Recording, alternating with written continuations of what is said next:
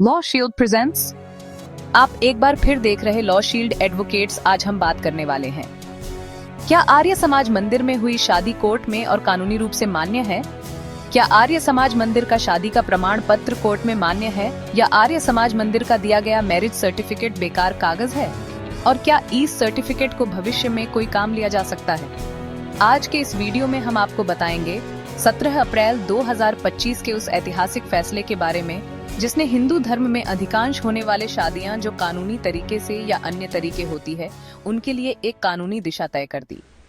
जी हाँ, इलाहाबाद हाईकोर्ट ने महाराज सिंह बनाम उत्तर प्रदेश राज्य और अन्य केस में एक बेहद अहम फैसला सुनाया, जहां अदालत ने साफ कहा, आर्य समाज मंदिरों में हिंदू रीति रिवाज और वैदिक विधि से किया गया विवाह हिंदू विवाह अधिनियम 1955 की धारा 7 के तहत पूर्ण रूप से वैध है।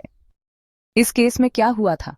आवेदक महाराज सिंह ने अदालत में कहा कि उनकी पत्नी ने आईपीसी की धारा 498 के तहत केस कर रखा है, लेकिन महाराज सिंह का कहना था, भला शादी ही नहीं हुई तो उत्पीड़न का सवाल ही नहीं उठता। उनके मुताबिक आर्य समाज मंदिर में हुआ वो विवाह अवैध था और प्रमाण पत्र भी जाली यानी फर्जी।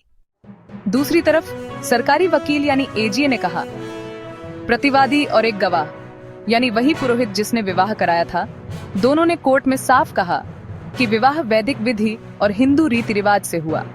सभी रस्में कन्यादान, पाणी ग्रहण, सप्तपदी और मंत्रोच्चार के साथ पूरी कराई गईं।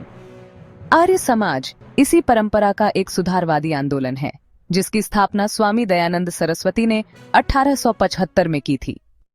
कोर्ट ने धारा 7 का हवाला देते हुए कहा, अगर दो हिंदू अपने पारंपरिक रीति रिवाजों और संस्कारों के मुताबिक शादी करते हैं तो वो पूरी तरह वैध है। विवाह का स्थान चाहे मंदिर हो, घर या खुला मैदान, इससे कोई फर्क नहीं पड़ता। न्यायालय ने कहा, भले ही आर्य समाज का प्रमाण पत्र कानूनी रूप से अंतिम सबूत न हो, लेकिन यह भारतीय साक्ष्य अधिनियम 2023 के तहत पुरोहित के बयान से सिद्ध किया जा सकता है, और सिर्फ पंजीकरण न होना विवाह को अवैध नहीं बनाता। इसलिए अदालत ने कहा, धारा 482 सीआरपीसी या 528 बीएनएसएस के तहत याचिका खारिज की जाती है। विवाह वैध है और मामला कोर्ट में चलेगा। तो दोस्तों, आज का ये केस साफ करता है कि अगर आपने वैदिक रीति रिवाज और हिंदू संस्कारों से विवाह किया है तो वह हिंदू विवाह अधिनियम के तहत पूरी तरह वैध है, चाहे आप आर्य समाज में करें, अपने घर या कहीं भी। सुप्रीम कोर्ट और हाई कोर्ट के महत्वपूर्ण जजमेंट और निर्णय और कानूनी अपडेट्स के लिए जुड़िए हमारे साथ। सब्सक्राइब कीजिए लॉ शील्ड एडवोकेट, जहां हर दिन आपको मिलेगा रोज नई अपडेट नए कानून के ज्ञान के साथ।